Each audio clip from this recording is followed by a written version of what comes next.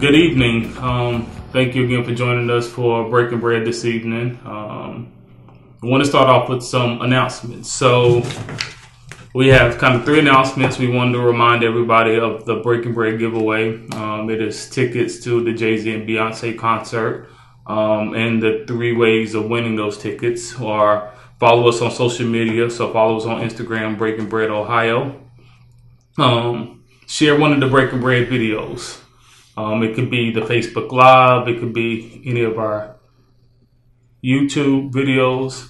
And then lastly, comment on the video, sharing suggested topics that we want to talk about, or even your comments on how the Facebook conversation is going. I'm actually going to share our Breaking Bread Live now, so everybody on my page can also see it. So sharing now. The second announcement that we wanted to share is Joe and I, both being from North Carolina, we enjoy a good old fish fry. Good old fish. A good old fish fry. 2 pieces of fish, some Wonder Bread. So we're gonna bring a little bit of that to Ohio. So all of those local to Ohio, on June 21st, a Thursday evening, between 6:30 and 8:30, we're gonna be doing fish fry. Pre-order plates only. The plates are going to be $10. And again, this is part of our fundraiser towards making bread, Breaking Bread, an official nonprofit. So what do you get for $10? 2 pieces of fish that Kia and I will be bringing back from a fish market in Winston-Salem, North Carolina. Fresh fish. Mac and cheese. Store-bought coleslaw. I don't eat mayonnaise. So I don't really have a preference on coleslaw, but if there's a local brand that has really good coleslaw, let us know. So we're not shipping the coleslaw from Winston-Salem. Not shipping it. It will be bought fresh the day of. And then of course the Wonder Bread, 2 pieces of bread. So again, $10. And in that tray you'll get fish, mac and cheese, coleslaw, Wonder Bread. You'll be able to pick up the plates from our house. 6:30 to 8:30. Pre-orders only for the first one. And again, the goal is to try to make this a monthly activity. So we want to do a monthly fish fry. It'll always be on a Thursday. So we'll see how the first one goes, and then we'll mark it and let everybody know when the fish fry will be in July. And then just wanted to let everybody know that the next Facebook Live, sticking to the theme of doing these every 2 weeks, will be on June 13th. Again, the target start time is 7:45. We want to run it for about 45 minutes. So if there's subjects that you want us to cover and address, definitely leave those in the comments. Let us know, and we'll for sure add it to the topic of conversation. So, Joe, what's been going on since the last time we were at the table? So we have a lot going on in the news, right? I'm not as articulate as my man Rob, so I get real loose. So forgive me if you guys can't understand me or comprehend what I'm saying, but I do my best. We also have Kia here to help type out anything that is misconstrued. But anyway, the royal wedding happened. Yep, right? Kia watched it. I saw pieces of it, and she had some stars in attendance that I wasn't shocked about, but it was kind of interesting to see. His ex-girlfriend was there. His ex-girlfriend was there. I did not know that. Yeah. And they had a preacher there. Yep. I forget his name, Reverend. Don't give me the line. God, but I thought he did a great job. He kind of brought culture to the castle, if you will. Black culture? Yeah. Okay. The hooping and the hollering? He didn't hoop and holler, but he brought the energy with it. So gotcha. I thought that was cool. Positive message, though. Positive message, and I'm not sure if we'll talk about that in the future. Who knows? But at Breaking Bread, the topics can be hot topics. It can be relevant. We're here to just not only entertain, but educate and get everyone's voices. The other thing, Drake and Pusha T. I'm Team Pusha. I'm Team Pusha too a little bit, but I know you guys are wondering why we even having that conversation in Breaking Bread. You got to remember, Breaking Bread isn't only about racial conversation. Mm-hmm. It's about culture. It's about corporate America. It's about everything. Yeah. So part of that, Pusha T creates an album cover, if you will, and it has Drake in blackface, and that was really Drake in blackface, yes. Which I thought it wasn't him, but it really was. Why Drake? What was that about? Yeah. I heard it was like a Jim Crow clothing line that was owned by 2 African Americans. But anyway, that's another thing. And then Roseanne. Roseanne. Kia's homegirl Roseanne gets on. Now don't put that on Kia. Don't put that on Kia. Teasing. Don't put that on Kia. I am teasing. However, on a serious note, she makes what I believe is a very deep-seated, deep-rooted comment on Twitter.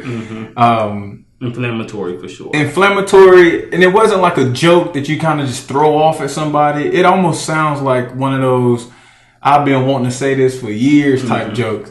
And ABC, her agency, punished her, if you will, and that's that. So those are some hot topics that I'm aware of in the news. Any that you heard that I might have missed? No, I think those are kind of the biggest pieces. I know coming off of the last conversation a couple weeks ago, there were some pieces I think we wanted to continue. But if there's any comments that you guys have that are hot topics that you think are worth noting or calling out, definitely share those with us as well. So tonight, what do we want to? What's the topic at hand? There was a really good post today on the page that I think Amanda posted. Right. If I remember correctly, I commented. So Amanda, don't be mad at me. My bad. And it was our cracker, white trash, and redneck racist, and it was. I thought a pretty good, informative, kind of short video that kind of talked about the origin of those words and how it really was class-based, and I guess over time kind of evolved to be used with racial undertones. So if you haven't got the chance to, go to the Breaking Bread Facebook group page and check that out. Take a look at the video and put your thoughts and opinions on it. Before we keep going, hey Kelly, hey Adley, I'm not sure if I'm saying your name right. Randall, hey, thanks for joining. Seriously, we appreciate you. I'm watching live. Gotta shout you guys out. Jocelyn, come on, Armstrong. You supposed to be here with us. You're supposed to be in this seat. Thank you for joining. Supposed to be right here, Jocelyn. That's right. Right there. Right here. So we're missing your seat. But anyway, thank you guys for joining. I'm sorry for cutting you off. Nah. I think, that's the community. You guys are at the table, so feel free. Like Kia, one of the things we learned last week, just to kind of let everybody know, as comments are coming across, feel free to write. Kia's going to be reading us to them in real time, so we will know what you guys are saying, so that you truly are a part of the conversation. So, picking up where we were last week, we started to go around culture and conversations around culture and what is black culture and who gets to define black culture, who owns it. Do you have any thoughts? Would it be evident that African Americans would own black culture? I mean, I hear the question, but I'm not sure. I mean, I'm assuming African Americans, black people, will own that culture. But then when you think about media, when you think about mainstream, when you think about all of the things that influence or gives us a platform in the mass or the mainstream eye, then there may be someone else may own it. I mean, I wish that we owned it, but so I guess how do we define culture, folks? So, like, what is culture? What does culture mean to you? Kia, if you could do us a favor, if you can look up Webster and kind of find what the official definition of culture is, so that we're at least. One of the things I learned from Jocelyn, her being the fantastic lawyer that she is context matters. So let's make sure we're having the conversation under the right context. So once we understand what culture is, I think it'll be a much easier conversation to be had on who owns black culture specifically. Okay. And then what I also kind of want to throw out there just to think about, for you guys to think about as well, is there, I won't say a such thing, as we're talking about black culture, then what is white culture? Then would you say Asian culture and all these other cultures? Yep. Okay, so Merriam-Webster definition of culture: the customary beliefs, social forms, and material traits of a racial, religious, or social group. Also, the characteristics featured of everyday existence, such as diversions or way of life, shared by people in a place or time. Okay. Also, the set of shared attitudes, values, goals, and practices that characterizes an institution or organization.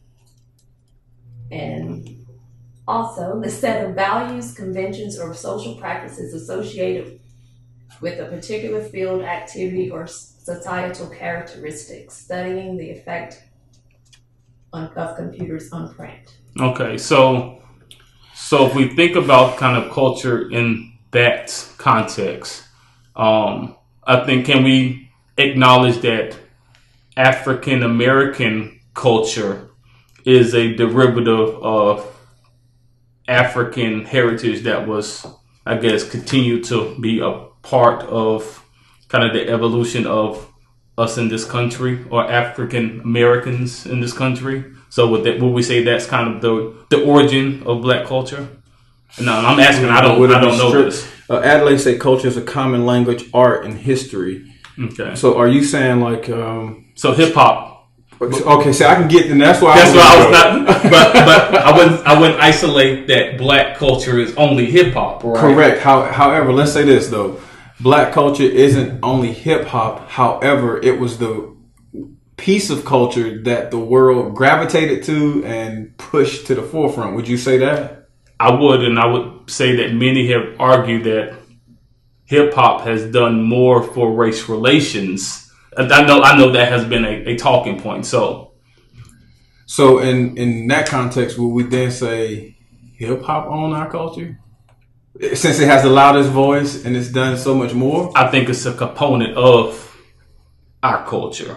Right. I mean, I think we agree that it's a component of the culture, but according to the world and the way people view Black culture, would they base it on the hip hop presentation of that culture? So you guys, when you think about Black culture, what comes to mind? So one of the first things that came to mind for me growing up in the South is obviously Southern Baptist Church, right? So that's a piece that I resonate to my culture.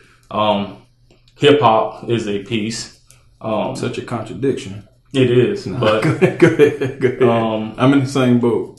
Fashion regarding, how we've been able to adjust certain trends and create our own wave. Food. But would that be a part of the hip hop culture? The fashion, the music, the art? I think so. I think so. Food. It's a piece. Do we have any comments out there? We do. So, okay, sorry. Keep it so above. I guess this is Pam. That's tough. Definitely spirituality is in there.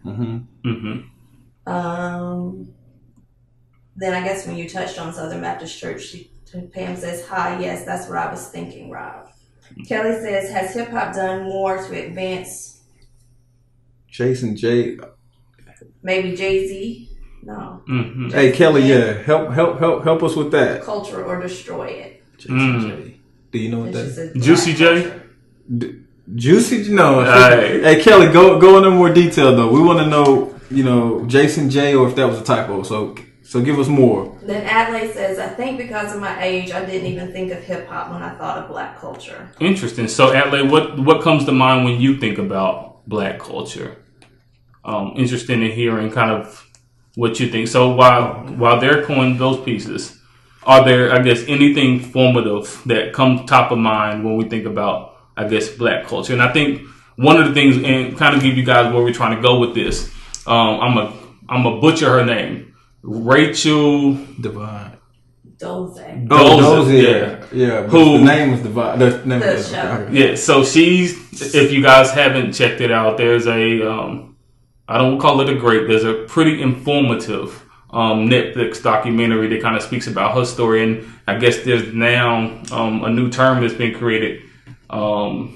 Transracial. So those that aren't born of a particular race but identify as that race. So where we're trying to get to is there, but we want to make sure that we're all at least on the same page on how we think about what culture is and particularly what it means to Black culture. So Kelly did say it was a typo. She meant to say Black culture. And then Emmanuel said Black culture is so nuanced. There's also hair.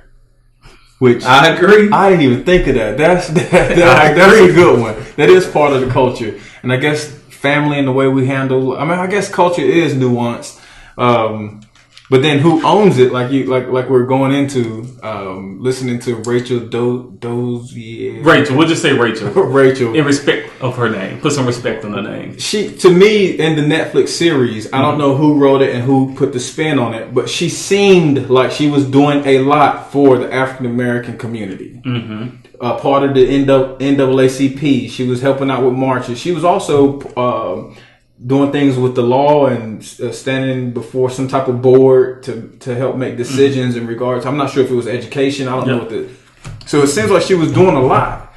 And then when it came out that she was born white, we as a people, not all of us, pushed her to the side, which almost shut our voice in those arenas, if you will. So what was interesting, though, based upon how we just kind of talked about what culture is, one of the things that I thought was really informative about kind of her story was the fact that if we classify as art as being part of culture, she was a fantastic artist. And a lot of her art was based upon her passion, and her passion happened to be of the African American community. Right.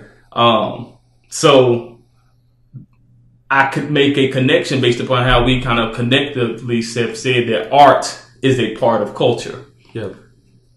And Emmanuel, Pamela Thompson said, do y'all remember when she's and language, and do you remember when Ebonics was trending? Oh, it still is. It is. It's still trending. But back to Rachel. Do you believe we as a people are trying to protect or the integrity of our culture, if you will? So let's go. I think this is a good piece to kind of transition to Kelly's question about hip hop, because I think hip hop is an art form, right, that is based upon expression, right? In many cases, it's the ability to tell stories based upon surroundings. Spoken word to the African drum, the boom bap, right? So you take something like hip hop that was birthed within our community, then shared with the world. It brings people in to get an understanding of the stories that these MCs are telling. As people are now exposed to these stories, they start to connect with these stories. So, is there any other genre that has been able to have that type of connection to the masses, to the point now that hip hop has transcended to be the number one genre of music? And the number one purchaser of this genre aren't people of the African American community, those that transactions based. But I would say that we still consume it, even though we may not always be the ones leading in buying records. So I don't know if I kind of hit on it or not, but so do we? Okay, so let's strip it down. So will we say we own, African Americans own hip hop? I know we created it, but do we own it? Or is it the industry that owns it? So you're an artist. When you share your art with the world, do you still own that art? It's mine. Okay. I say it's mine. I'm not an artist, so like for me, if I use your art to inspire me, or I think about that art that helps me think about a milestone in my life, I think I possess some of it as well, because that has been a catalyst or a motivational factor. So I think I share in the ownership. Or if I created it and you had the platform for the world to see it. So distribution. So you took my art and you allowed the world to see it, and you controlled it. For the love of it or for monetization? See, there it goes. I mean, there it goes. There it goes. So, because in both cases, they are helping project that culture, that which is that pushing the message out. Right. And what do you guys think? I don't know. Like I feel like I'm talking out of both sides of my mouth here. So we're asking, let's just be blunt. Who do we feel like owns black culture? Yeah. Now, we're using hip hop as an example. We're using Rachel as an example. But who owns that culture? Kia, any comments? So Tammy says transracial is also more than how one identifies. Transracial families are found a lot in adoption. In adoption, it refers to the process of a child who is of one race and the parents are of another race. Okay. Jocelyn says, while black people created hip hop, other people can appreciate and produce hip hop. The issue is when proper credit isn't given to the original creator. Think Uncle Nearest and Jack Daniels. Have you guys heard that story? No. So Uncle Nearest and Jack Daniels. All right. So Jack Daniels, not the liquor. No, the liquor. Okay. The liquor creator lost his mother at a young age. During that day and age, dads really don't know how to raise children, if you will. Sent him to work on a plantation. As he's working on this plantation, Uncle Nearest, who is an older African American male, they're not brewers. What are they? That makes alcohol. That bootleggers. Well, it's not a bootlegger because he's he's working with a pastor and another community leader. Distillery. He's a distiller, right? So he's this Uncle Nearest is like a special. That's a real name, Uncle Nearest. Yeah. Okay. Specializes in distilling liquor. Well, he teaches Jack Daniels all the secrets to how to do it, and Jack Daniels accredits this guy for teaching him that and becoming the liquor conglomerate that they are today. So credits and monetization. So he's not giving him a check, or he just say, "This is the guy that taught me this. I was an apprentice under him." He not only, I don't know about the compensation. Not only did he give him credit throughout history, he also changed the way Lynchburg, Tennessee handled African Americans. It was like the lowest lynchings.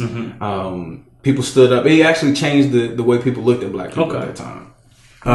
But they have a liquor out now, Ken Burns, and I forget the lady's name, that continues to tell this story. Okay. Right. But who owns it? Who owns it? Emmanuel says the question of who owns it comes to play when other folks want to take part in any aspect of any culture, but more than participate, like the case of Rachel, she wants to own it, be able, you have to help me, Kia, because I'm on this little phone, be able to say that is what and who she is without challenge, and has a hard time saying that black folks own it because they seem not to want her to be a part of it. And I think some black folks fear erasure and are uncomfortable with white folks participating for fear they'll take over and redefine black folks' lived experiences. So I believe what he's saying is she doesn't want to give credit that black people own it, and then we're afraid to have her participate in it because she hasn't gone through our experience. She hasn't gone through our experience. And do we fear, I don't know if that's a question or a statement, but do we fear that if whites or any other race say that they are transracial or black, will they take over or redefine black culture? Shoot, which is a good question, because if she does participate in it, do she redefine what black culture is? So going back to what you said though, like what seemed to be her motivation was the advancement of the African American community. To me, based on that, and I would agree on that. So her motivation of contributing to the culture seemed to be of merit and validity. I think is the part that many were uncomfortable with, was she overstepped her boundaries in not being transparent. So say she did all of that as a white woman. I was born in Iowa, wherever the heck she was born, and she lived that form of her truth, told her story, but the work that she did in the community was all the same. Would it be an issue? But what I don't know. Would that be an issue? I don't think it would be, because I would say that would be somebody standing in camaraderie or solitude with us. But again, I think the problem is the fact that she deceived and played what if a she role. believed that? No different than LGBTQ, in my opinion. You're born a certain way, but you associate and identify with another. I don't see a difference. So when we go back to culture, right? One of the piece that the definition that Kia read was the race piece. So I think I think the only thing that is potentially different here is the fact that I may associate with a lot of things, but I'm always going to be black. Right. I agree. So I guess is I don't know what this like. I think is that the major separator here is. I can't change my skin color. I can't change my skin color. I could change my mindset all day long, but this, as long as I'm on God's green earth, this is always going to be a part of me. But if science came into effect and allowed someone to change skin color, would it then be acceptable? You see where I'm trying to... You see how I'm associated with LGBTQ, but anyway, back to culture. No, that's why I'm going back to the culture piece. So like if we're talking about like who gets to own the culture and who gets to decide who gets to be a part of the culture, if race is a piece, because the heart and not Judaism, right? I can be born Jewish or I can convert. And I mean, I'm gonna put this on the table. I sometimes struggle with distinguishing the difference of Jewish as a culture and then Jewish as a race. Because if I can convert to become Jewish in the same landscape, am I also born Jewish? But don't you take on their culture if you could convert? Don't you become what they prescribe as? The customs, the race, the religion, shared attitudes and practices, everyday existence, the values, No, I agree. I've had friends who are Jewish, and when I've been curious and asked questions, I've heard it talked about in the context of both as culture and as a race. So I've had Jewish friends that will say that I'm not white, I'm Jewish, as to distinguish their race. But then I've also had friends distinguish Jewish as that's my culture.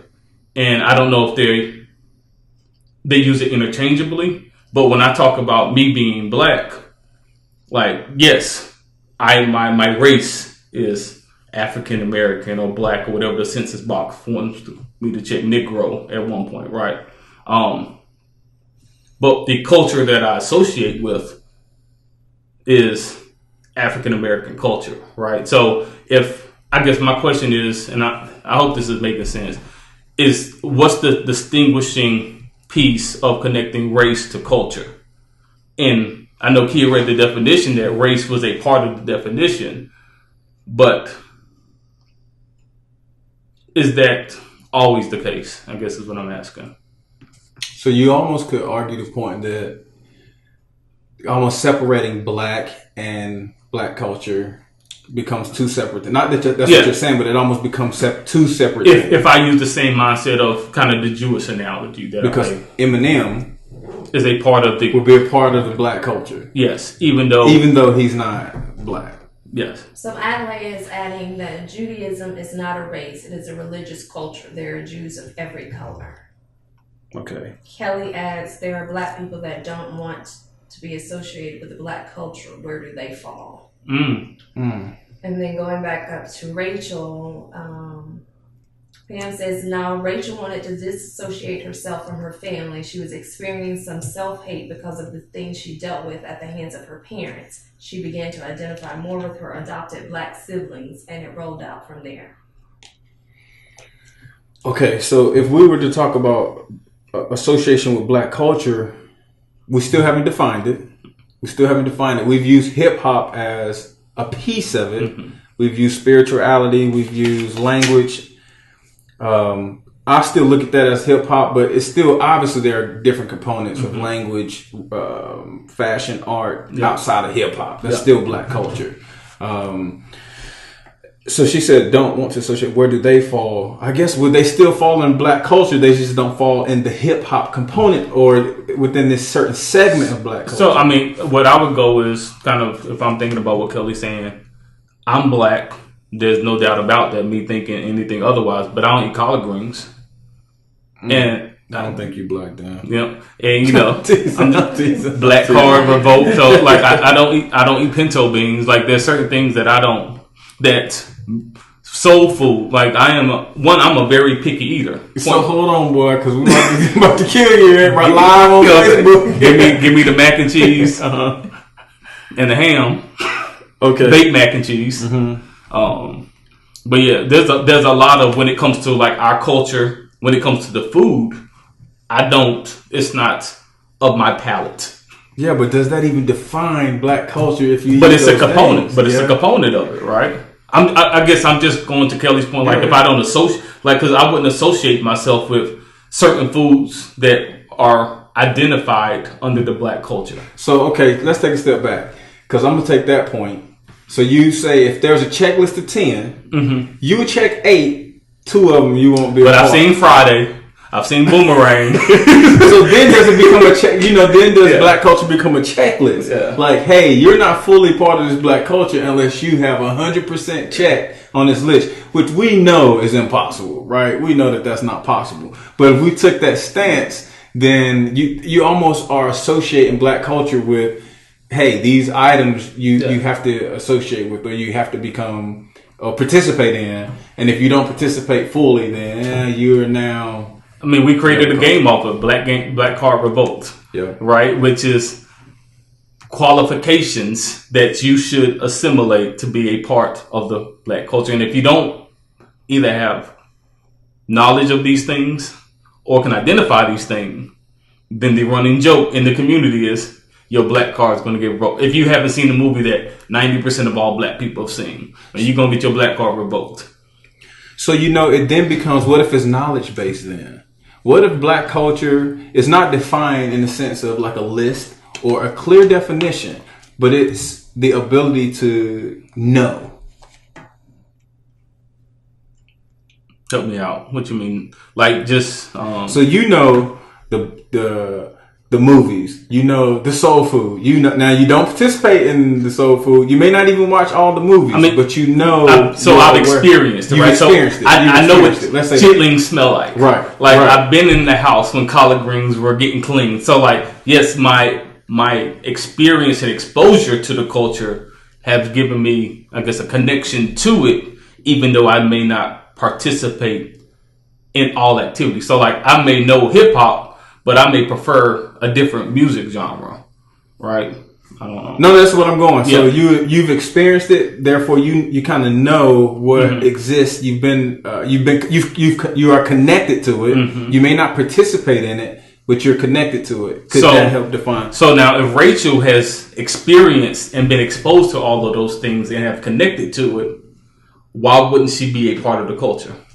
Asking the question. Kia has some comments. So Pam says, so this starts a conversation of identity. I've heard folks describe black people as culturally white.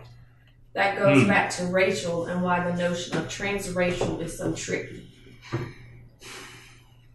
Man, Pam, you asking some good questions. I'm just, my education level, I did graduate from college, but that's a good question.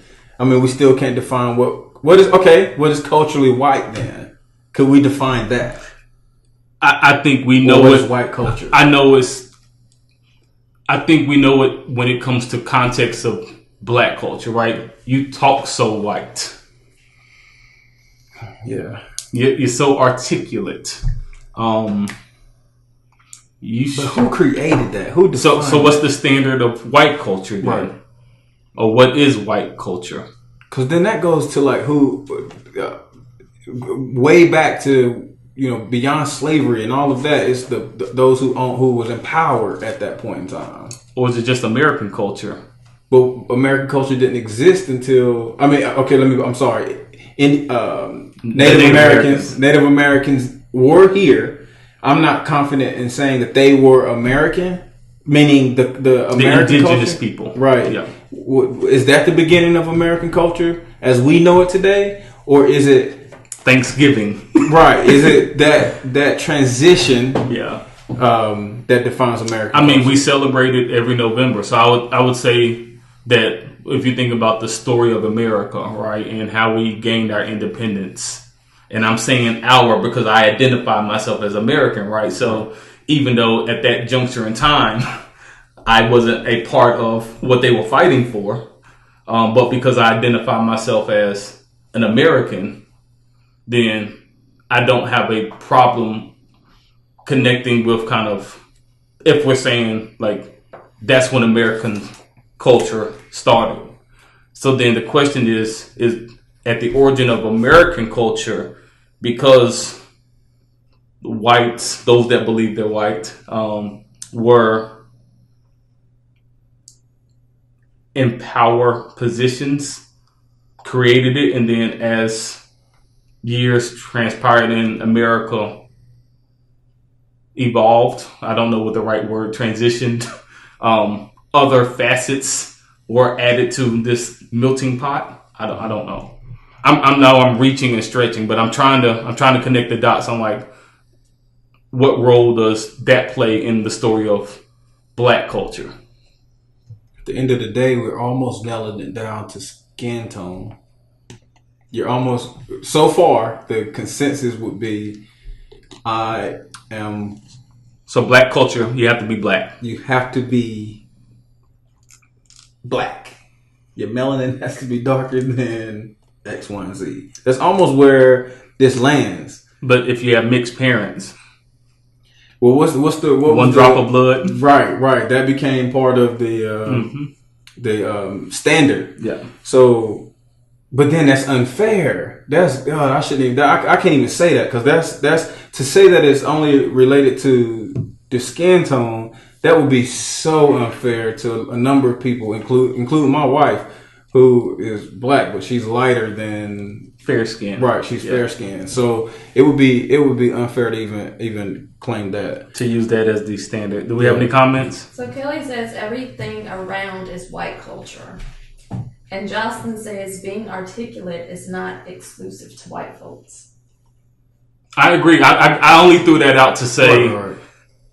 a common deviation when we think about what white.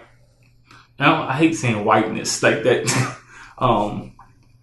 So I guess I'm still struggling to identify with how do I separate out American culture from white culture versus then that connection to Black culture. Right, because in American culture, you have white, Black, Asian, blah, blah, blah. You have blah, blah, Irish, you have all of these other facets of how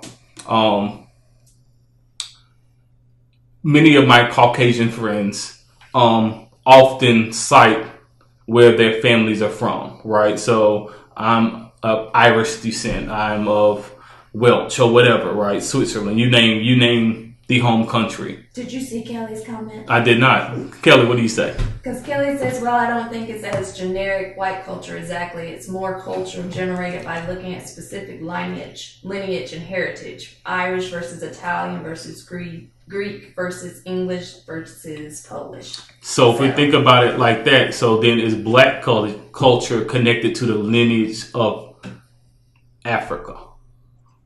Man, that's a good question. I mean, have we been duped to even have or focus on these terminologies at this day and age when in reality, man, we all are American.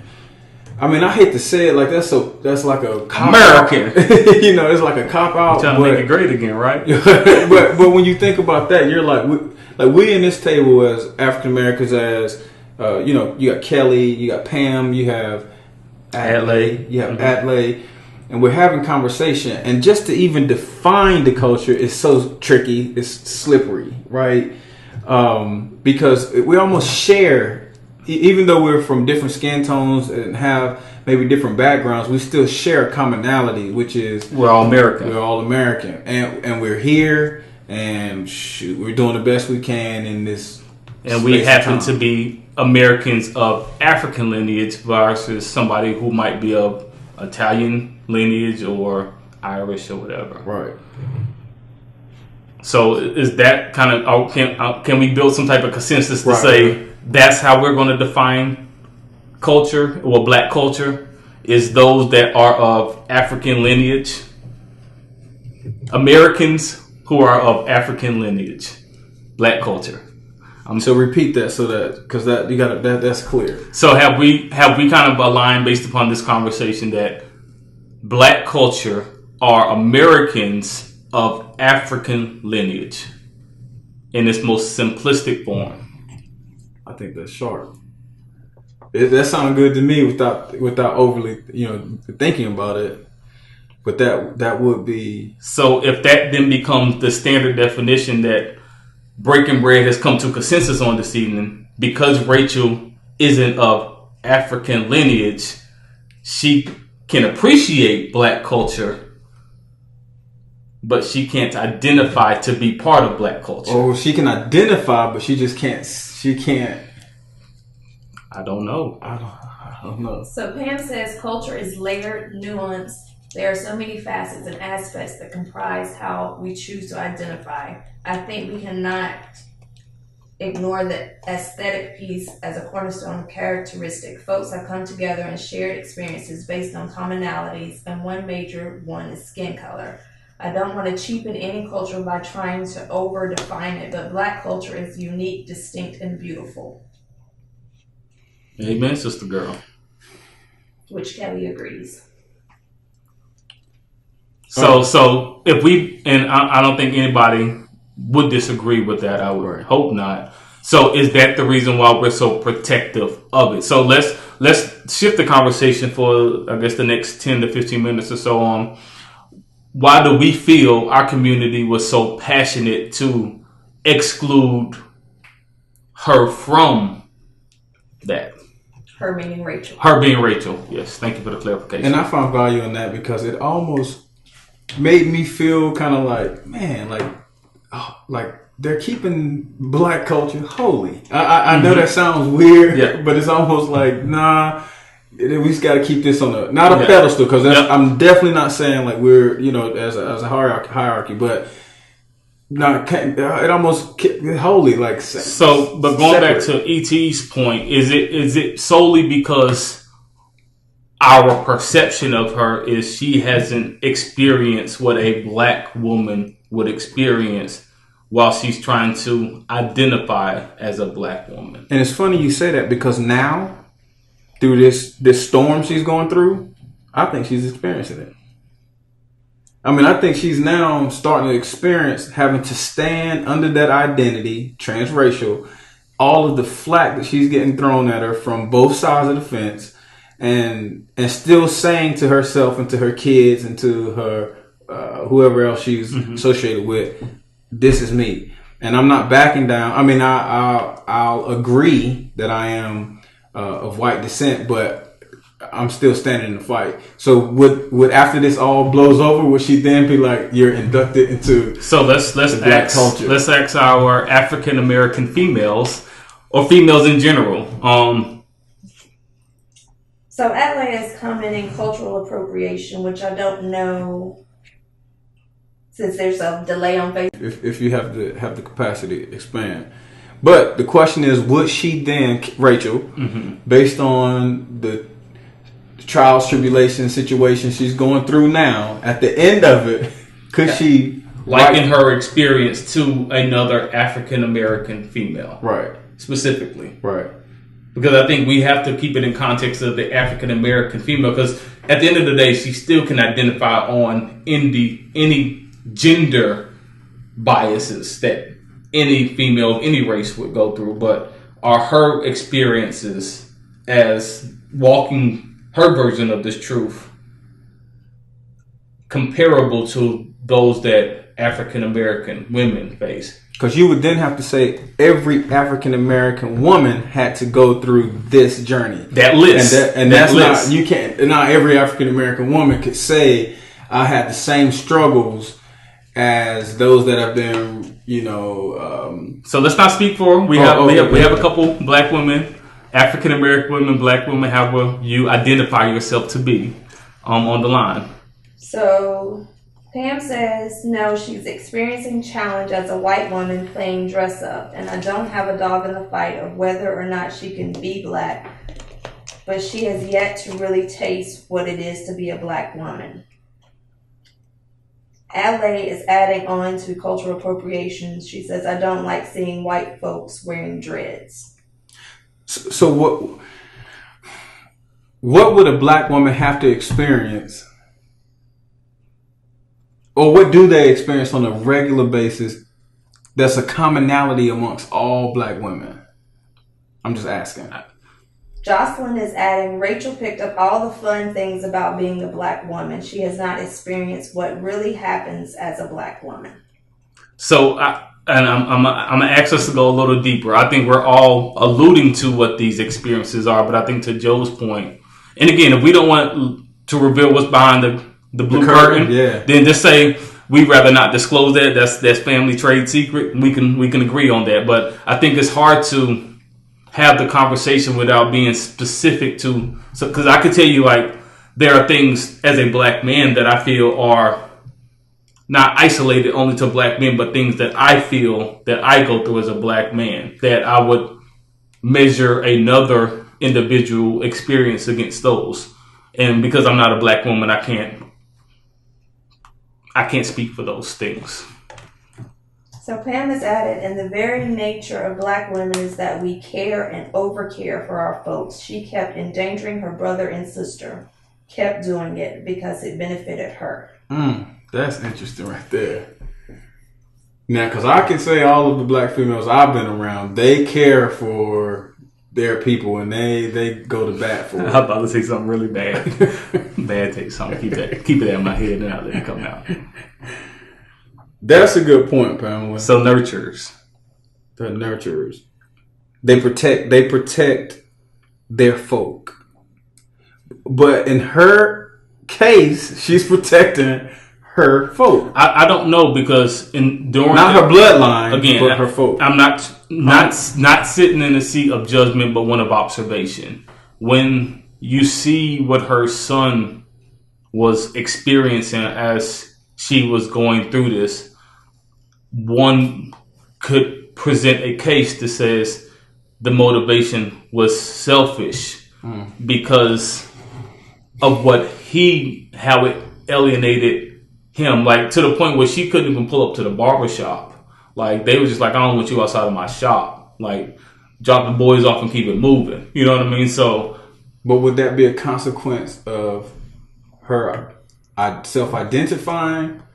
Like, what would she do? Would she then be like, you know what, forget everybody, I'm gonna do this? I'm just saying, if I'm going by what Pam said, right? So if a general characteristic of black women are those things, some of her actions, even though her actions were motivated to support the black community, some of the other actions seem to be of selfish ambition. But was it selfish? I mean, I know you're not saying that literally, but I mean, if I'm a Christian or a Buddhist or whomever, or identify with LGBTQ, or identify with any other thing that I choose to identify with, and my children go through a tight situation because I'm taking this stance, would that be? How would you handle that? Would you then just fold and say, okay, y'all win? You know, I want my. I don't know. Okay, yeah. Yeah, I struggle. Because I guess if I'm thinking about it the way that Pam has kind of articulated it, then I can understand the pushback. So even though that the appreciation of the culture is there are values. There may not be what perceived to be shared values, which shared values was part of the definition of culture. One thing that really triggered me in that movie, though, was her, I don't want to say it like this, baby's dad. Mm-hmm. He almost was like he kind of pushed her away too. I don't know why. So I have an opinion. Okay.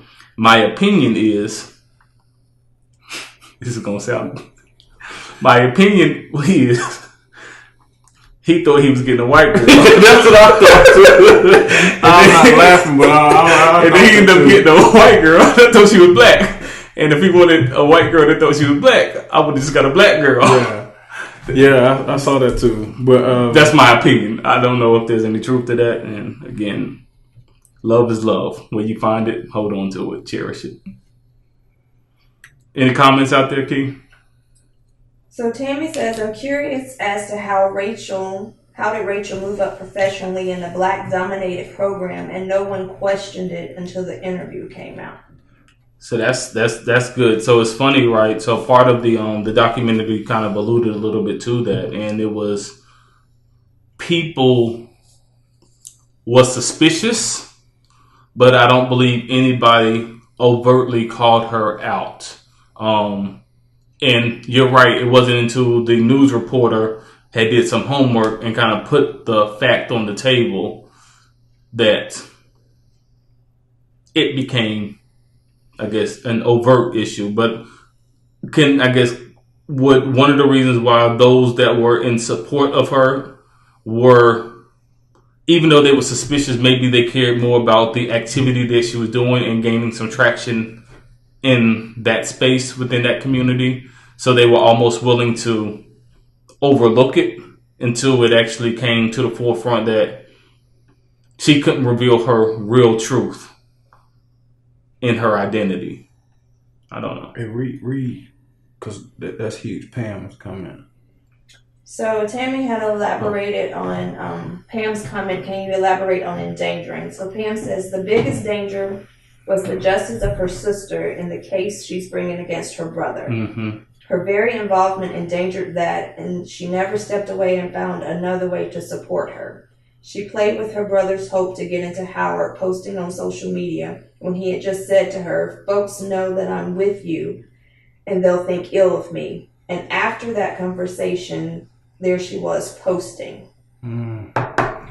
That's because I was thinking that she was saying her Caucasian brother, but she's actually speaking about the African American. I think both, because the sister was bringing up the rape case right against her the biological brother. Yep. Mm-hmm. And then the other brother, which turned out to be her son, well, because she adopted him. Yeah. Okay. And his inability to live his life because of his association to her.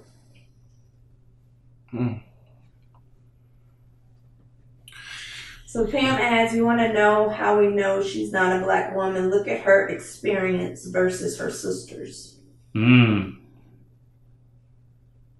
Facts. That's good. So how could this transracial fix it? I mean, I know you're saying like now. I'm talking about right now.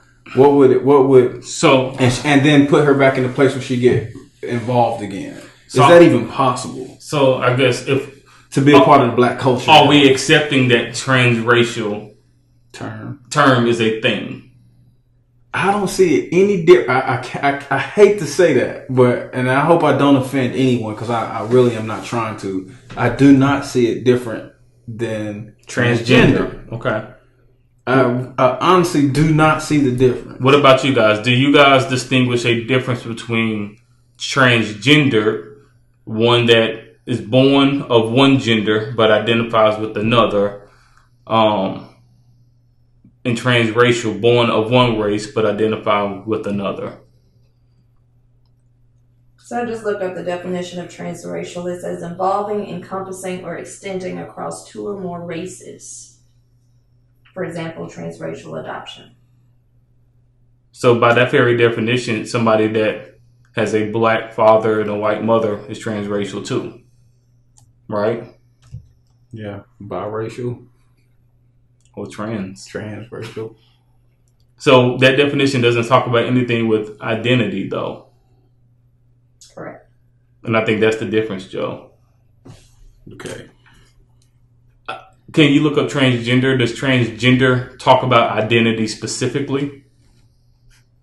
Or if anybody has experience in these things, share as well. I guess I would have to define what identity means then. Because I always took that as just something I relate to or become connected to. Like I walk out.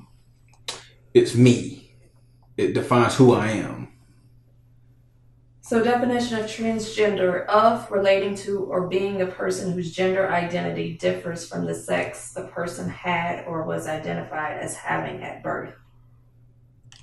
So, and again, I'm not saying Right. that Webster is the creator of truth, Right. but just by the nature of how they define the two different terms, just because they share trans, the way that they define these terms don't put them in direct connectivity to each other.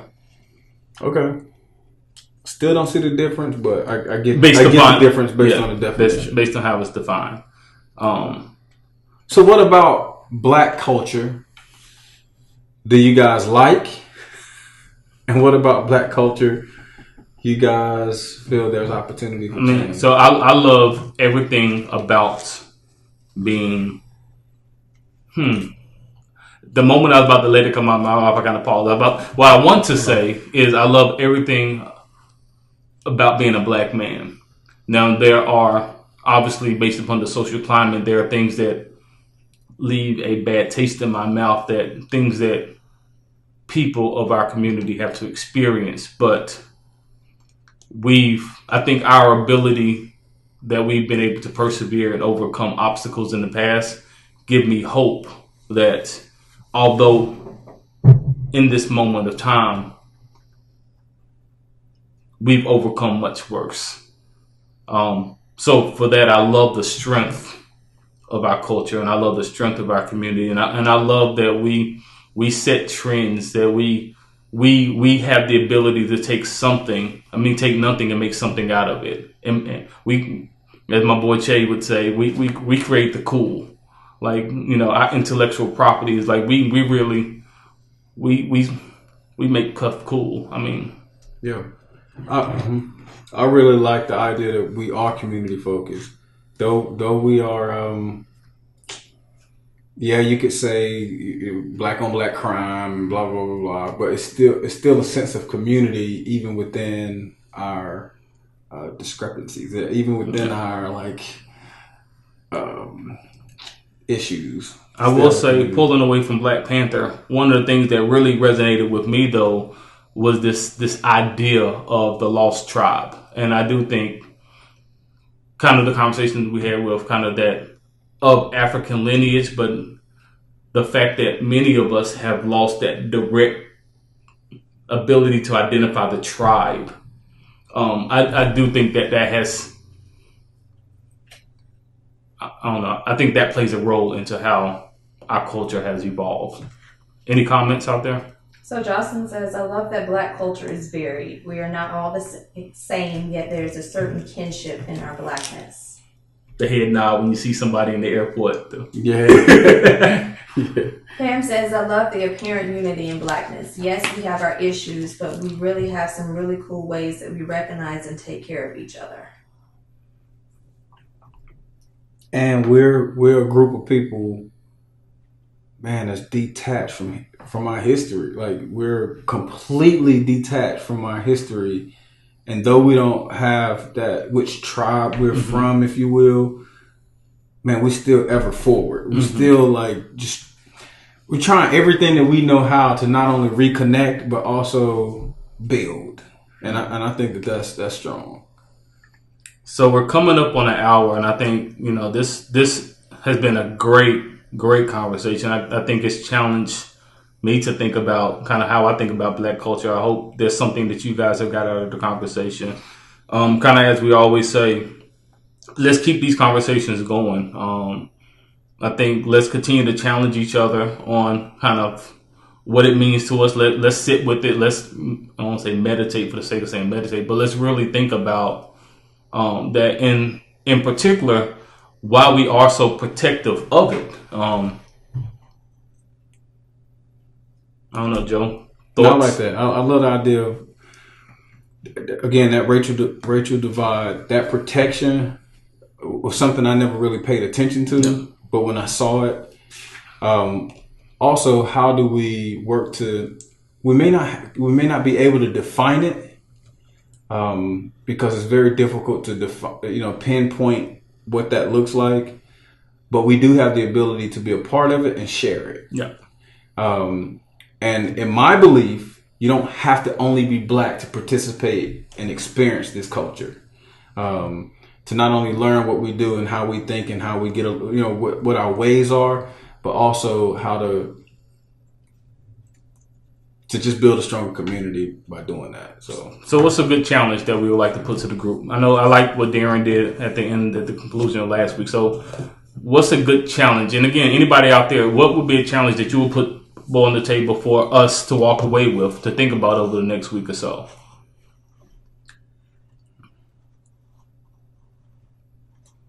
Don't everybody type at once. Get it?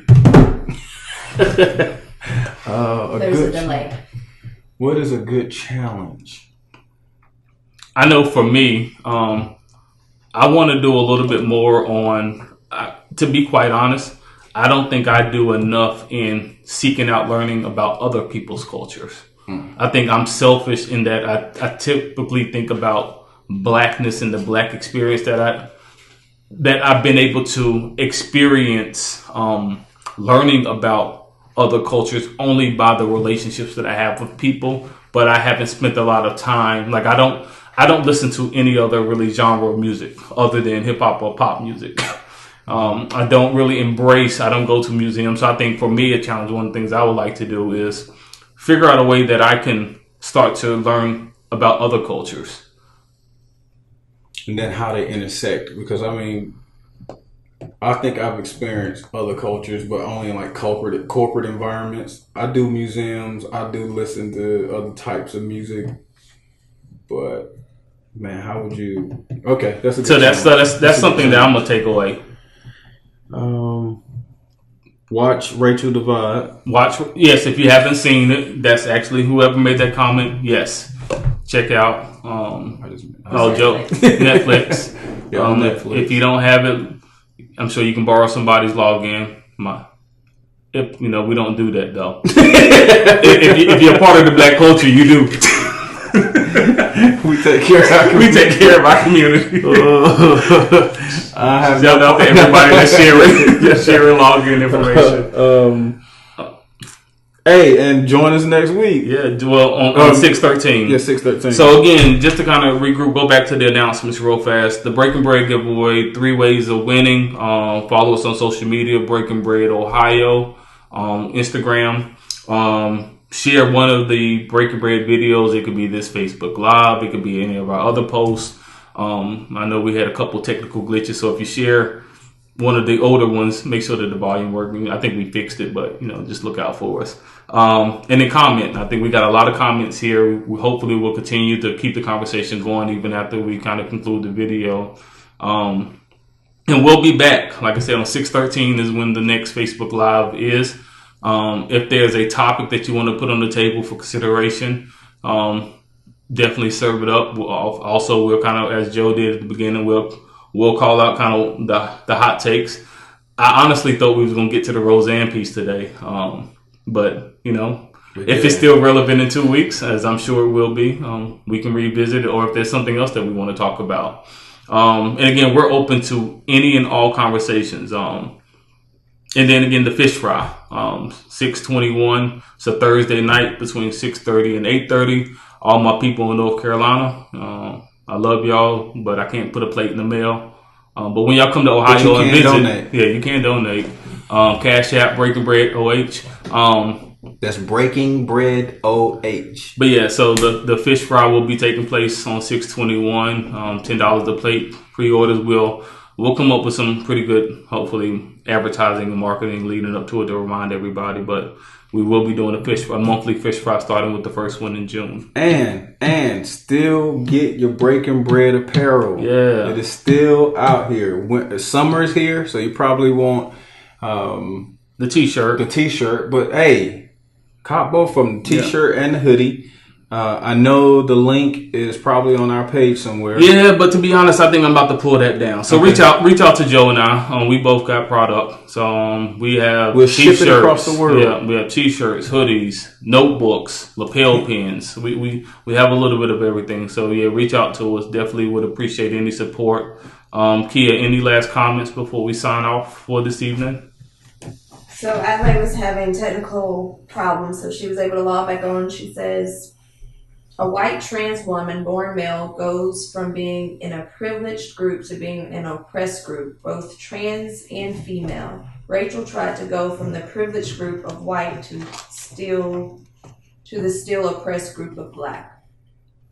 So that was the similarities and differences between transgender and transracial. Okay. Adelaide, I still see it the same. I still see it the same situation, but great point. I did want to say something else. Breaking Bread is not just a Rob, Joe, Kia's thing. Keep in mind, this is something that we're trying to push to just have those authentic conversations, seeking to understand and authentic listening. Mm-hmm. And what we're doing is you're not really just supporting this vision. Mm-hmm. It's honestly something that we thoroughly believe will make the world better. Yeah. You know, having that conversation, sitting down with someone, and us being able to become a nonprofit, us being able to continue to host things like this on Facebook and have IG accounts.